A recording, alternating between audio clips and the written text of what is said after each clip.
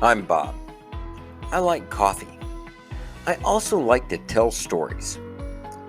So, here at the Bobcast Coffee, it's time for a coffee break.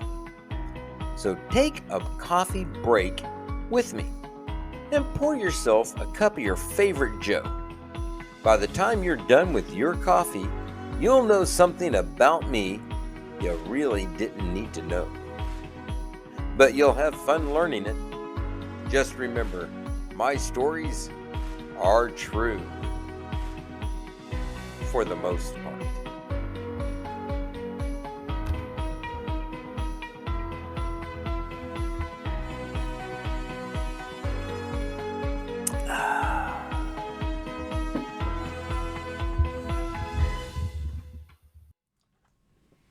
Today, at the Bobcast Coffee, we are introducing a new sponsor, JM Insurance, an independent insurance company.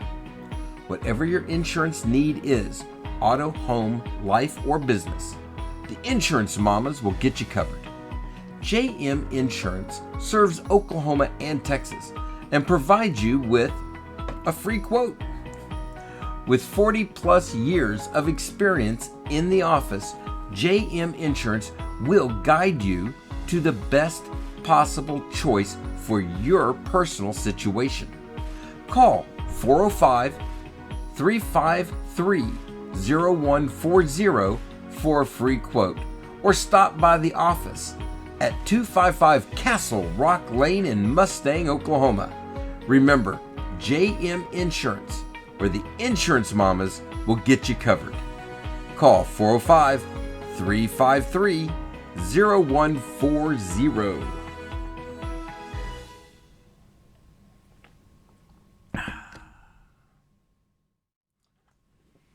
Today, at the Bobcast Coffee, we are introducing a new sponsor, JM Insurance, an independent insurance company.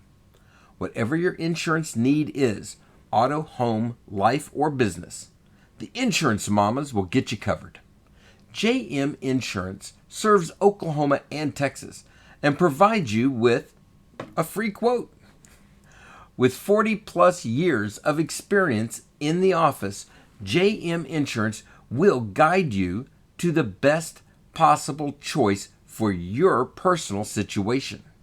Call 405-353-0140 for a free quote, or stop by the office at 255 Castle Rock Lane in Mustang, Oklahoma. Remember, JM Insurance, where the Insurance Mamas will get you covered. Call 405-353-0140.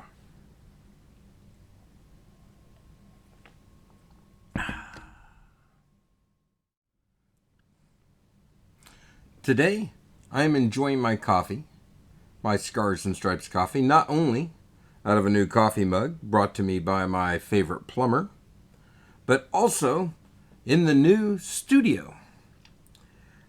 I would absolutely be scared to show you how this really is, but I am told by my technical advisor that this is the way to go. We'll find out.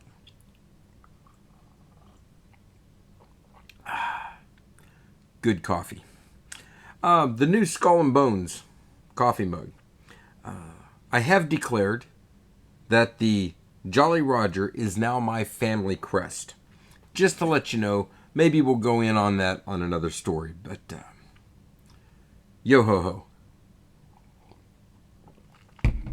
Today we're going to be talking about episode 38, which is New Orleans, or why I haven't been back in almost 35 years.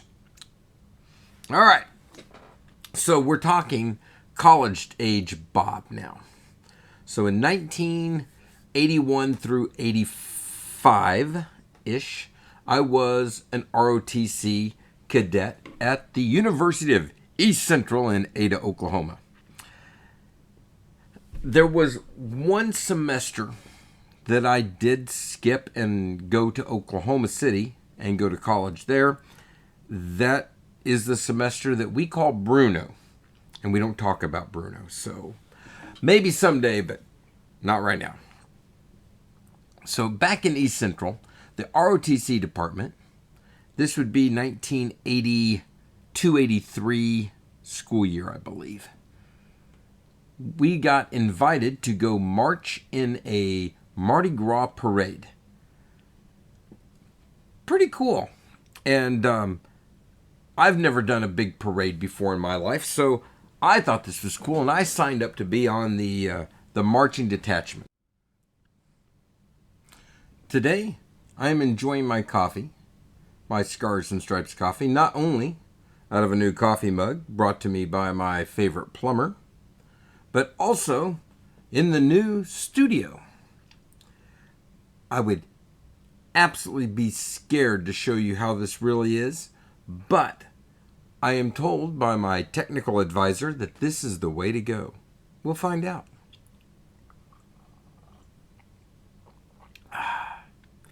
Good coffee. The new Skull and Bones coffee mug. I have declared that the Jolly Roger is now my family crest. Just to let you know, maybe we'll go in on that on another story, but yo ho ho. Today we're going to be talking about episode 38, which is New Orleans, or why I haven't been back in almost 35 years. All right, so we're talking college age Bob now. So in 1981 through 85-ish, I was an ROTC cadet at the University of East Central in Ada, Oklahoma. There was one semester that I did skip and go to Oklahoma City and go to college there. That is the semester that we call Bruno, and we don't talk about Bruno, so maybe someday, but not right now. So back in East Central, the ROTC department, this would be 1982-83 school year, I believe. We got invited to go march in a Mardi Gras parade. Pretty cool. And I've never done a big parade before in my life, so I thought this was cool, and I signed up to be on the marching detachment. We go down to New Orleans in about 6 months. So we've got plenty of time to whip up 15 to 20 cadets into a marching platoon. We're going to set up special peels and turns and the scramble, which was actually pretty cool. So as you're marching along, you can do a peel. And you're going to have 4 columns marching down the road, all in step, looking good, dressed good. And they're going to call off for a peel. And the first column hits a dead stop, about face, and marches the other direction. Just boom, boom, just like that. They get so many steps down without any more call, but the second column, boom, and turns. And the next column turns and goes. And the fourth one, and they go out now in a staggered formation. And then, like magic, first column shoots back, second column shoots back, third column shoots back, fourth column shoots back. And they're all perfectly in step, lined up again, heading in the right direction. It sounds simple. It looks nice. It's tough. It is tough to get that many people to remember how many counts, how many steps, how many. If you were in high school band, forgive me, because I never was. And this was new. Now, the scramble was really cool because they would stop us, give us the command to scramble, and everybody would turn a quarter, half, 3/4 turn, maybe an about face, but everybody had something different. And they just turned, and then we started marching away. And we just peeled right through. No one runs into anybody. Now, once you've practiced this enough, and you can make that turn without running into somebody, it looks really cool. Practicing it was painful. But now that one looked really cool because the mass just exploded and started going into the crowds in the street. And then, boom, get the call. Everybody about face comes right back down to back where you started. Hit that spot. Everybody turns the proper amount to face forward. Boom. One big slap of the feet. You're now good to go and marching in the right direction. It was pretty cool. So we weren't sloppy. We were good looking. All right. We get that all good. We've got the 6-mile parade that we're going to go do in New Orleans. Now, we don't stay in New Orleans. We're staying across the bay in another little town at a National Guard armory, which was cool. I mean, it was fine. But it was about an hour and a half drive to get across the bay and get into New Orleans. So when we get there, everybody marks, we park the van. We're in a parking lot that was specifically for us, but about a couple of miles from the parade. That's okay. We grab our gear, we march down, we get everything looking good. And we get to march in this parade. And we stop and we do all our little special tricks along the way. The crowd really liked us. At least I felt they did. I had a great time. Of course, that's not what I'm actually here to tell you about. So after the parade, we all, get all our gear. We now have 6 miles plus a couple of miles, get back to the van, and they take us back to the armory. This is where now we can clean up because we are hot, sweaty messes. We get to clean up, get changed, and then we're going back to New Orleans, and we get to have the evening for us to go experience Mardi Gras. Now, on top of that, since our parade was fairly early, I think we were done by like 2 o'clock, 1 o'clock, something like that. So we drive the hour and a half back. We got it figured out that if everybody took a 1.5-minute shower, we could get everybody in and out of the shower. We could get the bathroom cleaned up, everybody into civilian clothes, and back in the bus in less than an hour, and we could be heading back to New Orleans because the captains offered to buy us dinner. So we go end up in New Orleans. Nice restaurant, having fun. We're parked back in that same parking spot, so everybody knows where the van is. And we take off and we go have a wonderful night in New Orleans, which is where a buddy of mine and myself remember everybody's talking about Pat O'Brien's. Pat O'Brien's is a world famous bar, and it's there in the French Quarter, right there in the middle of the thick of all the insanity of Mardi Gras. And everything you've ever heard about Mardi Gras, it's there. And in 1982, I promise you, insanity. We make it all the way through the crowds. We have a great time. We kind of see the sights. And then we cut off from the group of ROTC cadets. And we go down to Pat O'Brien's. And it's packed. But we find this like one lone Texan. And I'm talking the boots, the hat, the big buckle, everything. Sitting at a table for two by himself.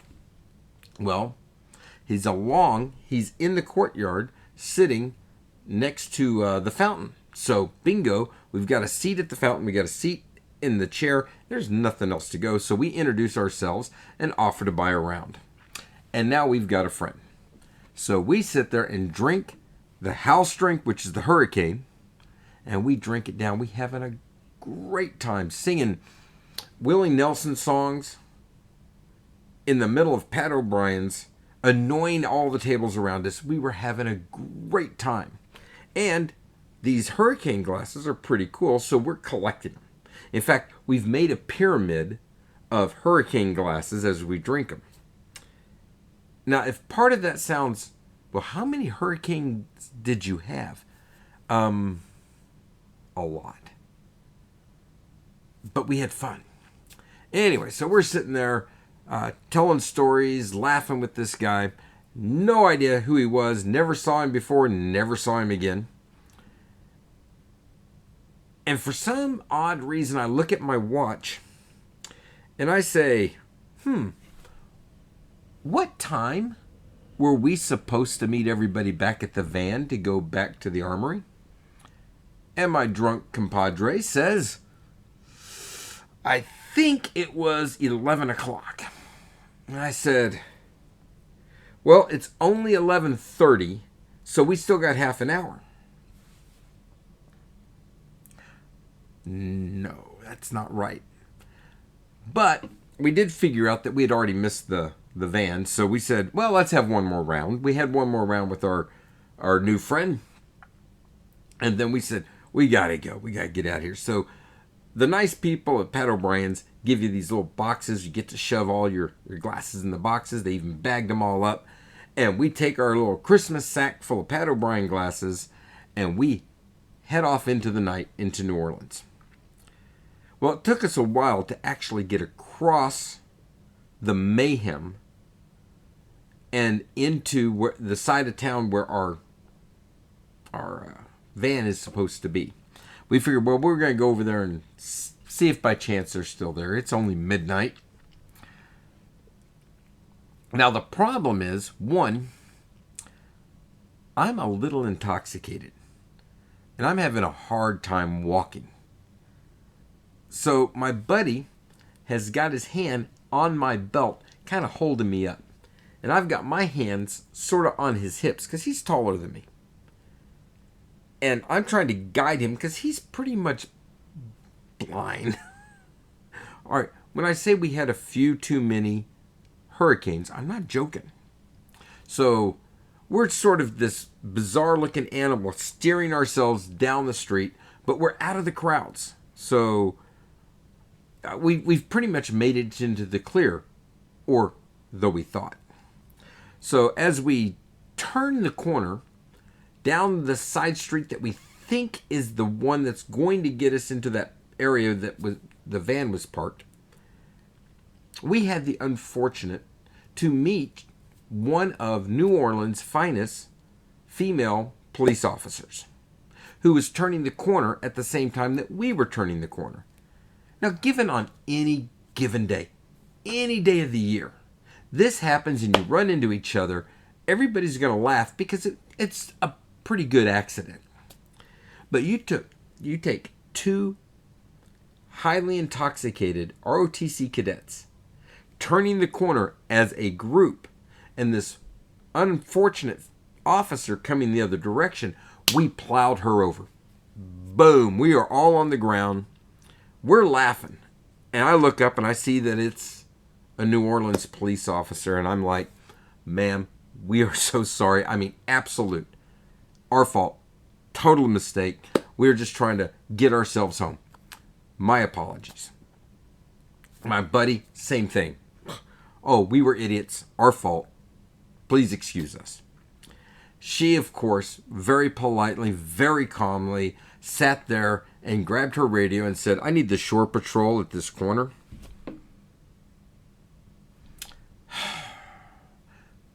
The shore patrol. Navy's finest. They patrol areas like New Orleans to look for military people who may be causing problems. I'm in civilian clothes. How do you know I am military? Well, unfortunately, haircuts, attitudes, how you speak to people that you are trained in the military are all giveaways, and she pegged us immediately. Before I know it, these two very big, very unhappy people.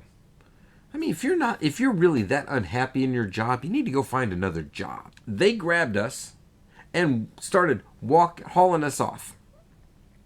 Now, I'm not in any condition to protest. I'm just going on for the ride. But I realize that I'm having a problem walking because I keep running into light posts and stop signs and stuff like that, even though I'm trying to avoid them. But it just seems like whenever I get close, the shore patrol guy just sort of leans over and makes sure I run into something else. Oh well. So, now, in New Orleans in 1982, they do have a problem with such beautiful people as myself and my buddy who might get too excited about being in New Orleans and get carried away. But their jails can't hold everybody. So what they've done is they took a grade school playground, and it's already fenced in. They just throw some concertina wire on the top, and they just dump you in there. So we're sitting there. We still have our little sacks of our goodies. We still have, everything in our pockets, our wallets. I mean, we're just the tourists, but now we're touring a much unfriendly place. They do need to process everybody. So what they do is they have this line of vans pull up outside the school. And then they file off X amount of people. And you go through these lines of New Orleans police and shore patrol. And you march in between this line of them. And you go to the vans and you get in a van. And they take you off to processing. And that's where the shore patrol will be really, really nice to you, I'm sure. Well, I never found out. So here we are. It's now our turn.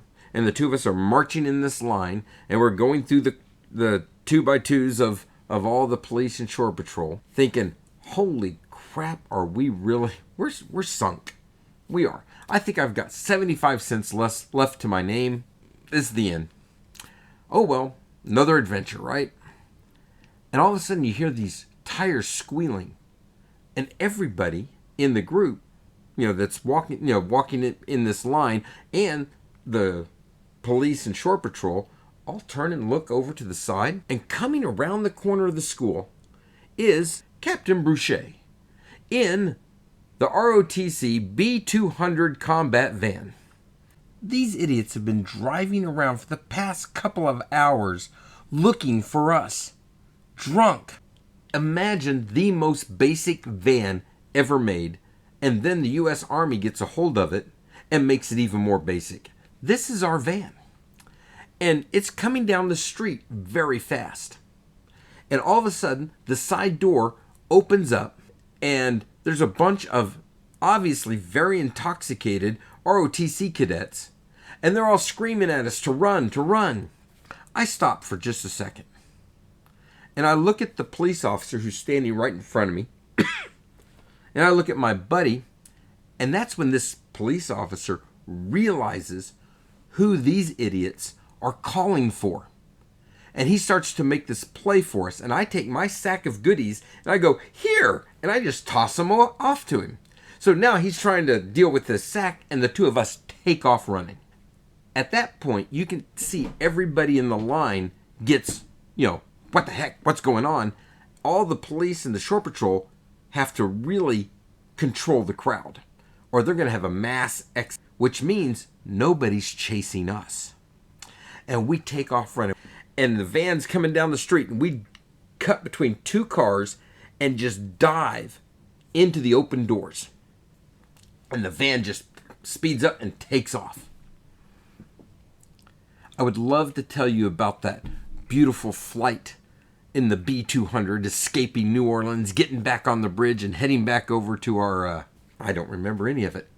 The next thing I remember is waking up, still fully clothed, zipped up in my sleeping bag, and loaded as luggage in the back of the B200. Sometime at a gas station, they let me out, and I got to join the rest of humanity in the in the van at the gas station. And we were already back in Oklahoma by that time, so I have no idea how long I was out, but I was out a long time.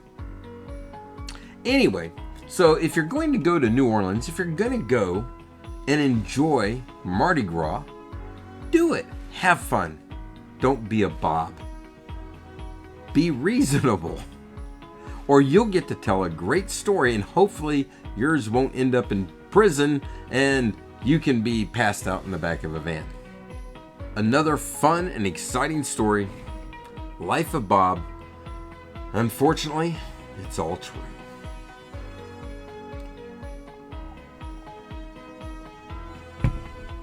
Until next time.